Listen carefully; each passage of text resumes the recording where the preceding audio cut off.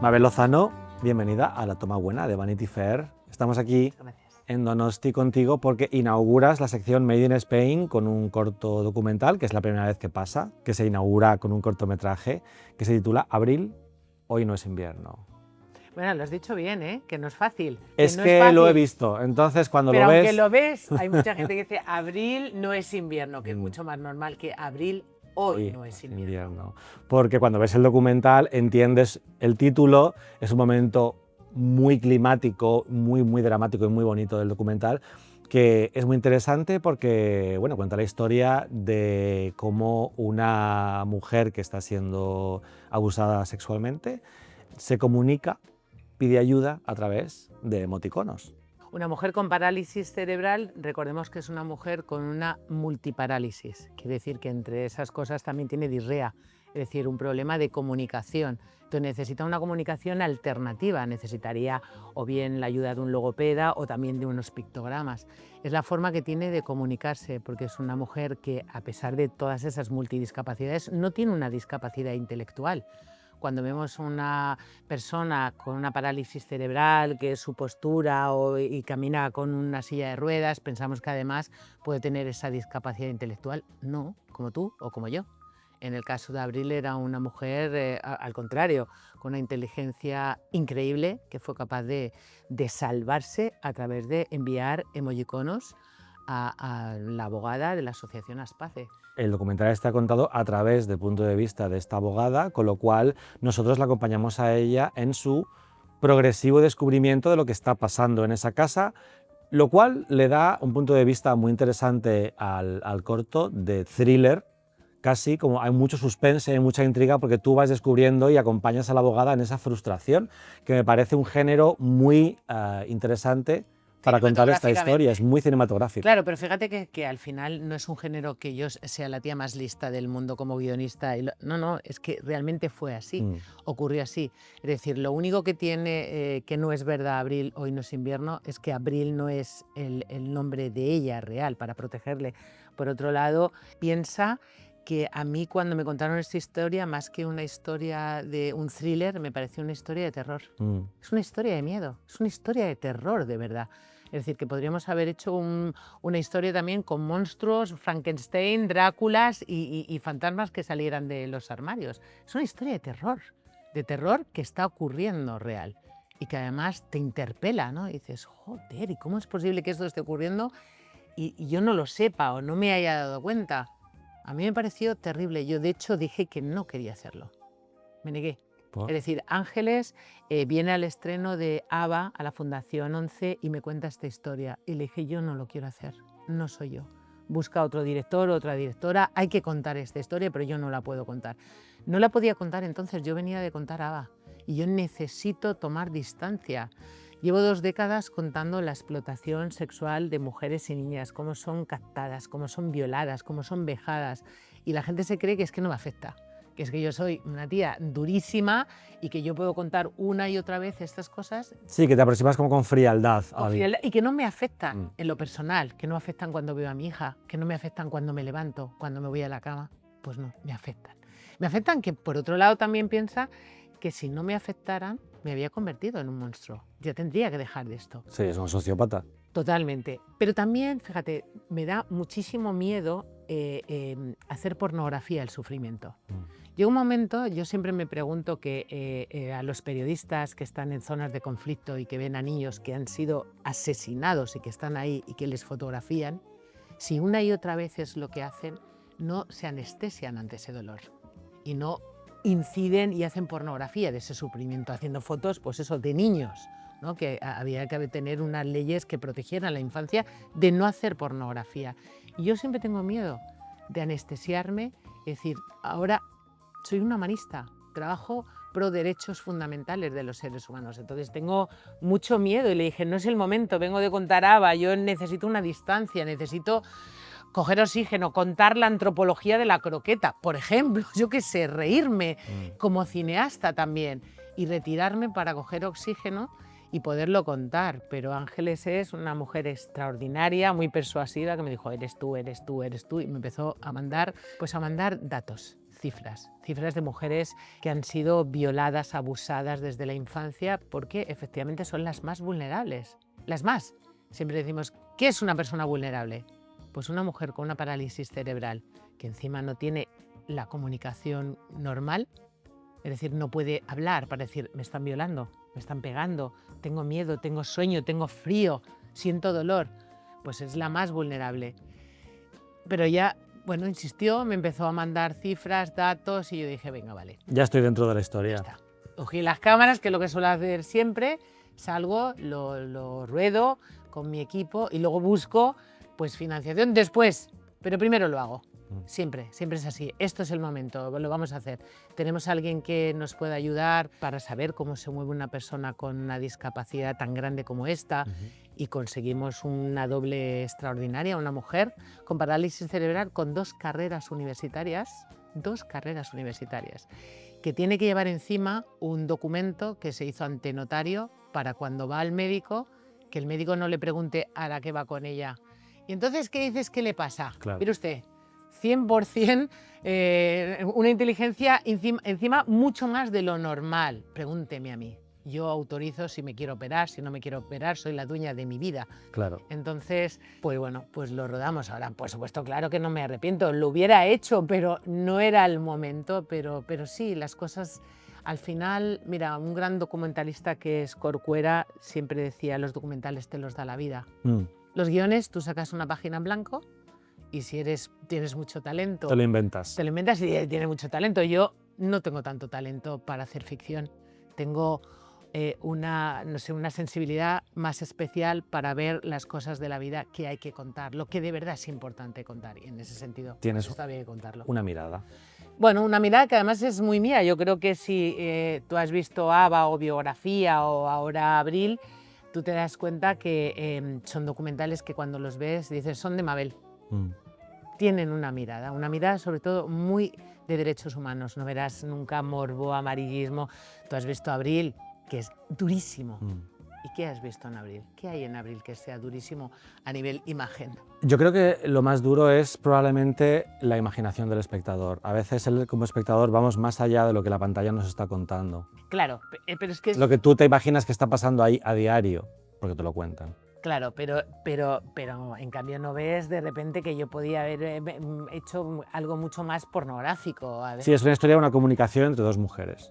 Entonces, el diálogo... mujeres extraordinarias, ambas extraordinarias. Hay una sororidad, una complicidad entre 2 mujeres que se ayudan, que se tienden la mano y que se necesitan la una a la otra. Has mencionado antes Ava y Biografía del cadáver de una mujer, que son tus 2 cortos ganadores del Goya.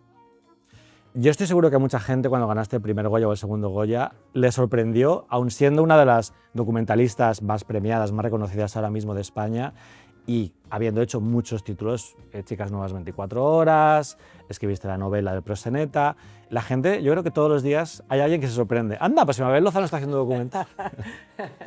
Todavía dicen, fíjate, es curioso, todavía dicen, Mabel Lozano, modelo. Y eso lo dijeron delante de mi hijo Jacobo. Dijo, mamá, ¿de qué eres modelo? Que tienes 300 años. Oye, modelo has sido. Que he sido. Pero efectivamente, cuando dicen Mabel Lozano y es un no es en la actualidad, es modelo, es presentadora, es actriz. No, yo todo eso he sido. Claro. Y todo eso soy yo. Y para nada me arrepiento, pero he sido todo eso. Incluso repartí paquetes cuando llegué a Madrid para pagarme los estudios. Paquetes, en una agencia de publicidad también iba por la mañana y repartía paquetes y tal. Porque pero es que en Madrid, en aquella época era habitual que la gente, pues el curro mientras estabas en la uni, mientras estás buscando tu... yo he currado toda la vida. Es decir, nosotros somos... murió uno de mis hermanos, pero éramos 5 y yo trabajaba toda la vida y mis hermanos también. Claro. Quiero decir que si hacemos un histórico de lo que he sido muchas cosas. O sea, he sido 300.000 cosas. He sido modelo, pero no lo soy. ¿Pero tú viniste a Madrid para hacer carrera de modelo? ¿O No, también no, te encontraste yo vine a con...? Madrid para estudiar y me encontré que de repente pues mido 1,80, que eso no tiene ningún mérito, eso me lo ha dado la vida, eso me lo he currado yo. 1,80, que tenía cara de china, a pesar de ser Toledo, la China de Toledo, Y entonces, bueno, pues, pues una agencia, Booking, entonces, pues me dijo, ¿por qué no haces esto? Y muy pocos meses después yo estaba ya viviendo en Tokio, en París. ¿Viviste en Nueva York. Tokio? Viví en Tokio, ¿Qué tal he vivido aquello? en París, he vivido en Nueva York, he vivido en muchos sitios. Y eso también soy yo. Y serías jovencísima, 20... Sí, tenía 19 años, 20 años, 21 años, 22 años, en toda esa época que era modelo. Luego llegaron las televisiones, las dos nuevas televisiones generalistas, que fue Antena 3 y Telecinco, y en Antena 3 buscaban una modelo para introducir un programa, era un concurso. Mano, la ruleta de la suerte. No, Antes de la ruleta. Antes se llamaba, necesitaban una modelo porque había una serie de barcos o no sé cuántos y necesitaban una modelo para que introdujera un premio de Travel Plan con la colaboración de Travel Plan. Y entonces regalaban un viaje o no sé qué. Y yo entré porque querían una modelo, no entré porque era una presentadora ni una actriz, sino porque querían una modelo. Pero como ya estaban en Antena 3, preparaban la ruleta. Estaban en Antena 3 y preparaban Los ladrones van a la oficina. Necesitaban pues una mujer un poco de mis características físicas. Y yo entré ahí ya como actriz. Yo nunca he querido ser actriz. Nunca, sobre todo con todo mi cariño y respeto a las actrices, que es algo tan increíblemente difícil. Yo nunca pensé quiero ser actriz, por eso yo como actriz tenía techos desde el primer día. Nunca fui una buena actriz y nunca hubiera podido ser una buena actriz porque también hay que tener talento. Y yo no tenía talento para hacer eso. Y es posible que tampoco te tomaran en serio porque en aquella época las modelos que se metían actrices recibían críticas bastante condescendientes, bastante mira esta. Pero es que yo eso lo he vivido hasta antes de ayer, es decir, yo he vivido todo el tiempo. Cuando empecé a hacer mi primer documental, hace 20 años no lo vio nadie. Nadie es nadie. Nadie lo quiso ver. ¿Qué hace esta tarlete de José Luis Moreno contando que en los puticlubs que hay de toda la vida? Tú me has dicho que tienes familia de Toledo, yo soy castellano-manchega, hemos visto puticlubs toda la vida. Entonces, ¿qué hace la starlete? Con nombres hilarantes, además. Total. Pero ¿qué hace esta starlete de televisión? Contando que en esos puticlubs que hay siempre hay mujeres que están esclavizadas. No me tomaba en serio nadie. Y luego, cuando iba haciendo documentales, todo el mundo decía, hace documentales porque su marido es productor. Desde luego que mi marido es productor, pero mi marido no ha producido ni un solo de mis trabajos. Ninguno. Yo monté mi propia productora. Que si lo hubiera hecho, tampoco habría pasado nada. Pero es que no lo ha hecho, porque ha hecho lo mejor. Es decir, Eduardo no ha hecho ese trabajo porque yo decidí abrir mi productora y producir mis propios trabajos. Mafalda Producciones. Mafalda Producciones. Pero Eduardo ha hecho una cosa preciosa, que es el mejor Pepito Grillo. Me quiere y tiene muchísima experiencia en el cine, por tanto es el que dice, esto es un truncho que no hay quien lo aguante, corta aquí, ¿por qué lo has dejado tan largo? ¿Es bueno, no bueno? Es decir, tengo ese Pepito Grillo que necesitan los directores, que nos enamoramos de cada uno de los planos y nuestros trabajos durarían 3 días, que él dice, pero corta, que esto no hay quien lo aguante. Entonces me acompaña con admiración, con cariño, sin juicio. Es maravilloso su compañía, pero nunca jamás ha producido ningún trabajo. Te lo digo porque en ese punto de prejuicios, que a mí me da igual, los prejuicios, el problema los tiene quien los siente. Claro. Yo no los tengo. Entonces, en uno de los pases de los Goya en la Academia de Cine, de repente un amigo mío que estaba ahí dice, no, esta chica, claro, va a los Goya y tal porque su marido es productor. Mi marido tiene un Goya en toda su historia, yo tengo 2, nunca me ha producido, pero quizá eso nos pasa más a las mujeres que a los hombres. Es decir, nos pasa mucho más factura a las mujeres. Siempre vamos con una etiqueta colgada, que si vienes de no sé qué, que si tu marido... Pero, ¿perdón? Entonces, a mí en realidad me afecta 0. Yo ese camino de los prejuicios lo tengo superadísimo. Claro. En cuanto a actriz, pues yo tengo ahora mismo a veces la suerte de tener actrices delante de mi cámara y digo, nunca hubiera llegado donde llegan ellas, porque me falta el talento. No tengo talento para eso. Aunque hubiera querido, aunque hubiera aprendido la herramienta, no tengo talento. O sea que fue un poco que una cosa te llevó a la otra. Sí, porque yo estaba haciendo programas y de repente necesitaban un perfil de una tipa muy alta, muy así, muy coquetona, muy guapetona y tal, para ser una chori dentro de la pandilla de Los ladrones van a la oficina. Con un pelo... Con José Luis López Vázquez, con Manolito Alessandre, con Anabel Alonso, con Antonio Resines, con una gente increíble. ¡Qué suerte estar ahí con ellos! Pero nunca hubiera podido llegar a más. Yo hubiera querido ser directora de cine desde el primer momento de mi vida, pero eso no existía, no estaba en mi espectro. O sea, yo en mi pequeño pueblo de Toledo, cuando era pequeña, no podía decir, yo de mayor quiero ser directora de cine. Pues es como decir, yo quiero ser barrendera en Marte. No existe. No había referentes. Hay mujeres. Nosotros encima tenemos, y luego yo he conocido compañeras más mayores, Josefina Molina, pero yo no las conocía, Claro. no salían en la tele. Entonces no tienes referente y he sido directora de cine como casi todo lo que he hecho, todo voy siendo mayor. Llego mayor a todo. Bueno, es que yo creo que hay un recorrido previo que hay que hacer para llegar hasta donde llegas. Cuando estabas tan jovencita viajando por el mundo y tal de modelo, ¿cómo recuerdas esos años? ¿Crees que era divertido? Maravillosos, maravillosos, maravillosos, de conocer muchas compañeras que siguen siendo amigas, conocer esos países trabajando. No es lo mismo cuando tú llegas a Tokio con un paquete de turismo que te llevan, te traen, que ahí que te dicen, te tienes que coger el metro y tienes que irte mañana a las 9 de la mañana, tienes que estar ahí.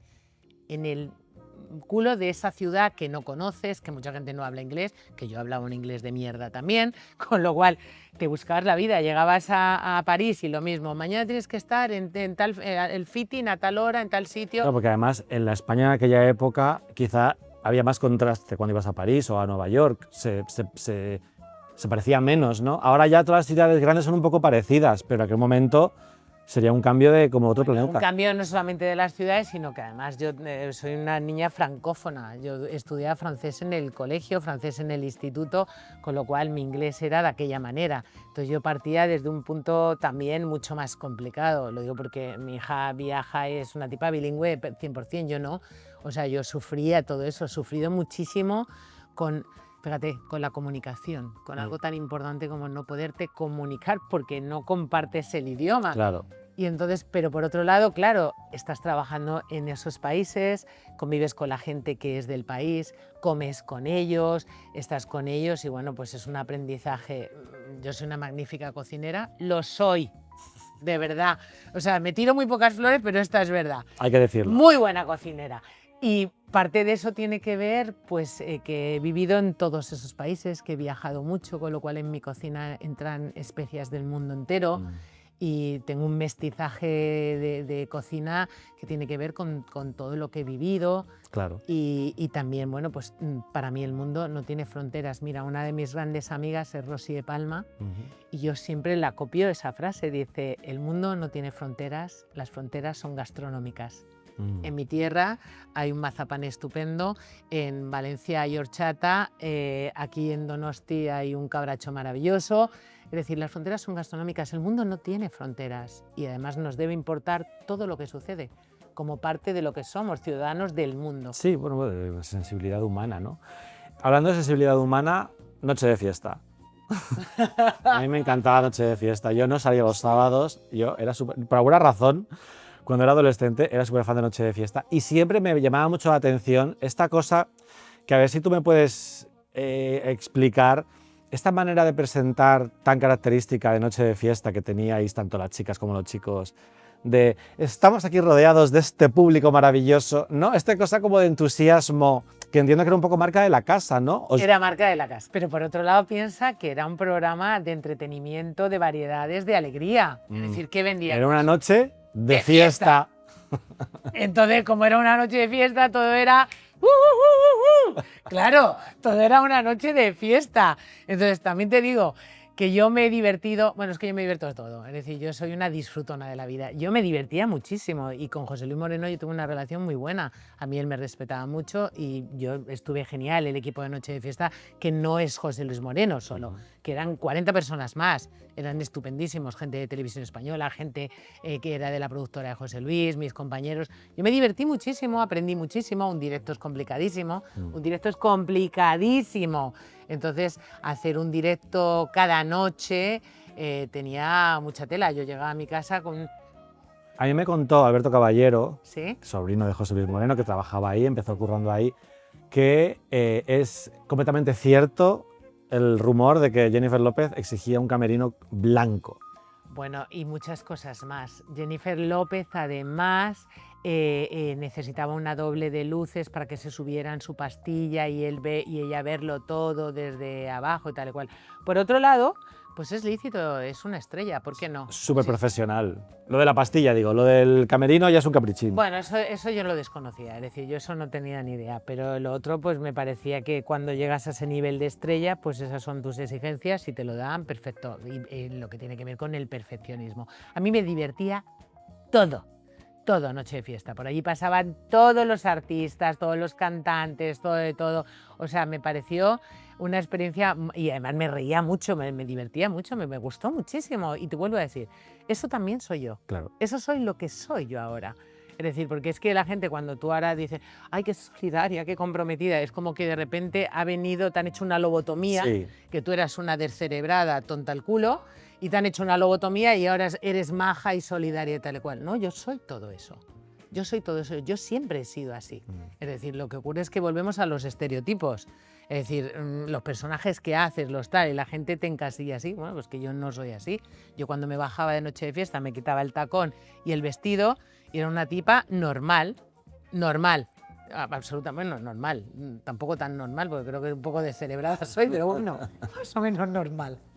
¿Cuál es la anécdota más surrealista que recuerdas de aquella etapa? Bueno, de aquella etapa recuerdo muchas cosas muy divertidas porque era un directo, me acuerdo una etapa de repente que a un personaje como muy estrambótico o tal había que hacerle un truco de magia y ¡pum! Y le hacían no sé qué de la barba y simplemente salía humo. Pero claro, hicieron así y en lugar de humo le quemaron la barba al señor ahí en directo que salió ardiendo, entre otras cosas. Claro, es que en directo tiene eso. Y entonces había cosas muy graciosas, muy graciosas. Yo me divertí mucho. Ni un minuto de aburrimiento. Ni un minuto de aburrimiento y porque también la cosa era como así. Y luego ten en cuenta que estás en contacto con todos los hits, es decir, con toda la música que está chutando, con todos los... venía gente internacional, Phil Collins. O sea, acababa yo de ver El Rey León con mis niños, con tal, con cual, y la banda sonora la había hecho Phil Collins y estaba ahí, lo tenía aquí al lado. Estábamos uno al lado del otro. Entonces, Y seguro que era un señor muy campechano, Phil Collins. pues la verdad es que mi nivel de inglés sigue siendo tan mierdilla, a pesar de los años, que la comunicación siempre es esa como hello, how are you. Sonríes mucho y ya está. bueno. Sí que hablas de, bueno, pues este contraste que la gente dice, ay, pues antes era una descerebrada modelo y ahora de repente es una activista. Y se habla mucho de reinvención. Es una palabra que a mí me lo ponen siempre. se aplica mucho a Sí. ti. Sí que hay un punto de inflexión, que es cuando tú conoces a una mujer que se llama Irina Sí. y de repente empiezas a ver quizá el mundo de otra manera, o cómo te sentiste en aquel... No, yo siempre he visto el mundo de una manera, es decir, mi madre ha tenido muchos hijos, es una mujer con una formación muy elemental y ella no ha sabido nunca cómo es la palabra, pero siempre ha sido una feminista. Entonces es que hay mujeres, porque el feminismo solo se lo aplicaban a las mujeres de los ámbitos universitarios. Intelectuales. Totalmente. O sea, afortunadamente el feminismo se ha democratizado y hay mucha gente que es feminista, que es feminismo. Y que lo lleva siendo muchos años ¿Qué es feminismo? sin darse cuenta. Igualdad. Yo veía como mi madre nos educaba lo mismo a los chicos que a las chicas. Y eso es, al final, la igualdad, el feminismo, es decir, la igualdad entre hombres y mujeres. Entonces, te quiero decir que yo ya venía así, yo ya había trabajado siempre, había visto, soy hija de una madre extraordinaria y súper fuerte y tal y cual, todo eso estaba en mí. Y Dina me cambia la vida y me cambia la percepción porque me encuentro una mujer que quiere lo mismo que yo, que quiere ser feliz, que quiere dar de comer a sus hijos, que quiere tener una oportunidad y es esclavizada. Esclavizada, la palabra esclavitud yo la digo tantas veces que a veces me tengo que detener, es decir, esclavitud, esclavitud. O sea, cordones, grilletes, así que tú no puedas salir de un club, que seas una esclava sexual, pero además vivas en cautiverio en un lugar donde se supone que hay una democracia, la gente entra y sale, pero eso no te afecta a ti. Tú estás violada, machacada, hundida. Donde la metieron engañada. La metieron engañada, la engañaron y además muchos hombres iban a comprar el cuerpo en contra de su voluntad de Irina y ninguno le ayudó, ninguno. Algunos jóvenes decían, joder tía, pero qué putada, ¿qué me estás contando? Pero no salían y denunciaban. Entonces me cambió la forma de mirar en el lugar donde yo estaba. Yo vivo aquí, esto lo he visto desde pequeña, lo he normalizado. Porque en general la ciudadanía minusvalora la prostitución, la trata, como parte de... Yo creo que incluso en España particularmente, a nivel cultural, se construyó un arquetipo que era la pilingui, que era un poco pues farmacia de guardia, por ejemplo, que tenía el club El Conejo enfrente y siempre había pues Emma Ozores, que luego se hacía Sí. farmacéutica, Imagínate. pero siempre era un poco la prostituta alegre. Entonces se generó esa idea cómica de que eran mujeres que estaban encantadas de Ya, estar pero ahí. si tú haces un repaso tanto al cine como a la literatura, la prostitución o bien se banaliza, que es la puta feliz, la puta contenta, lo tal, o primera secuencia, la puta drogadicta muere. Y a partir de ahí vamos a investigar. Es decir, siempre se ha llevado a esos extremos, nunca se ha contado la realidad de la prostitución, la precariedad, la necesidad, la falta de alternativas, por qué llegan la mayoría de las mujeres. Entonces, y te digo, la sociedad minusvalora esto, minusvalora incluso el delito de la trata, porque forma parte del mundo del puterío normalizado. Y los jueces, los fiscales, los políticos, la gente, forman parte de esa ciudadanía. Por tanto, los chavales que venían a comprar a Irina les decía, no tengo pasaporte, han amenazado matar a mi familia, no puedo salir de aquí. O sea, estoy encerrada en esta habitación, me obligan, me violan. Decían, joder, tía, la hostia lo que me estás contando. Salían y no denunciaban. Eso fue el detonante, el dispositivo que me empujó a contar esa historia. Y me pensé, si contarla yo o buscar a alguien que la contara. Y lo pensé muchísimo, porque eso sí, tú y yo antes hablábamos de qué valentía de ponerte de tirantes o tal. Yo en ese momento fui valiente, fui osada, porque yo no tenía herramientas. Yo trabajaba delante de la cámara, pero no tenía herramientas detrás, no las tenía. Y me encanta el cine y fíjate si hay directores y directoras maravillosas. Y fui muy osada para decir, yo lo quiero contar, yo lo voy a contar. Y lo conté mal, porque me faltaban las herramientas. Es un trabajo muy valiente en cuanto que es muy nuevo, es el primer documental que se hizo en este país sobre trata, la primera vez que se habló de trata, hace 20 años. Pero por otro lado, audiovisualmente, pues no tiene nada que ver con los trabajos que tengo ahora porque he seguido estudiando, he seguido preparándome, tengo muchísima curiosidad por la vida, con lo cual es como, y admiro tanto los trabajos de muchos compañeros que me paso la vida viendo y admirando lo que hacen los demás. ¿Y te planteaste que era un tema muy serio y que al hacerlo tú quizá el mundo no se lo tomaría tan en serio? Fíjate, eso no lo pensé, Qué precisamente curioso. porque yo no tengo esos prejuicios, pero vi que fue así. Vi que fue así, pero te estoy diciendo que no solamente así, sino que hasta antes de ayer. Ah, no, es que hace documentales porque su marido es productor. Pues sí, mi marido es productor, como podía ser panadero. ¿Qué suerte tengo de que es productor? Porque tiene, de verdad, muchísimo pensamiento crítico y es un tipo que de esto sabe más que nadie. Y es maravilloso, pero nunca me ha producido. Y nunca me ha dicho, ¿quieres que te produzca?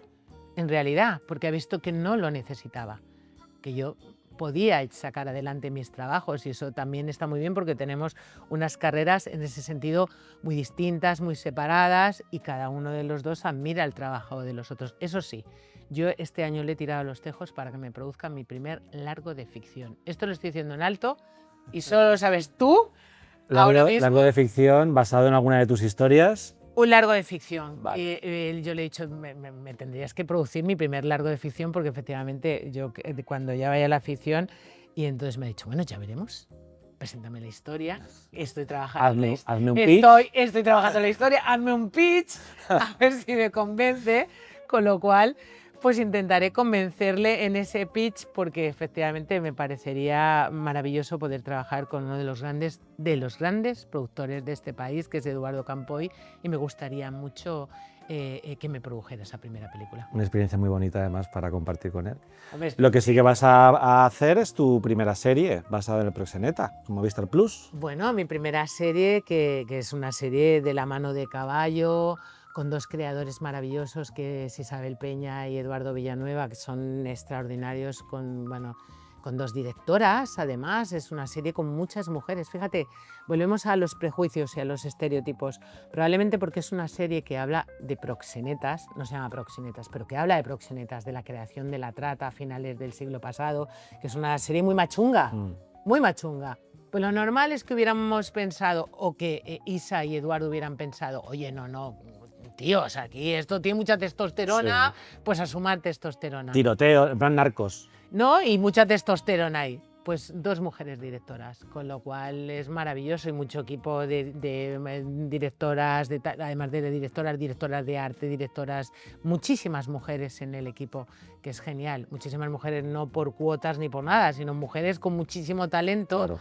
que además aportan esa visión amplia del cine. El cine es plural, es diverso y la incorporación de las mujeres hace eso, que veamos por los dos ojos. Pues Mabel Lozano, muchas gracias por acompañarnos, muchas gracias por tu cine. ¿Por qué te pusiste Lozano, por cierto, de apellido artístico? Pues bueno, es el apellido de mi abuela. Ah, vale. O sea, que, Vale, es vale. que los míos son muy comerciales. López García, son súper comerciales, son alemanes. Son apellidos alemanes, entonces busqué los de las abuelas que eran más monos, que era Claro. Peña, tal, es decir, que podía haber utilizado los de las abuelas.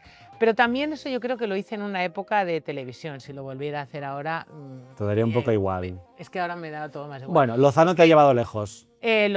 Yo no sé si Lozano me ha llevado lejos, tampoco me llamo Mabel, me llamo María Isabel, pero es verdad que Mabel es como me llama todo el mundo por acortar Claro. el nombre, o sea que ahí no es un nombre artístico, pero bueno. Pues nada, disfruta mucho de la premier del cortometraje y de todo lo que te queda por delante. Gracias, muchas gracias.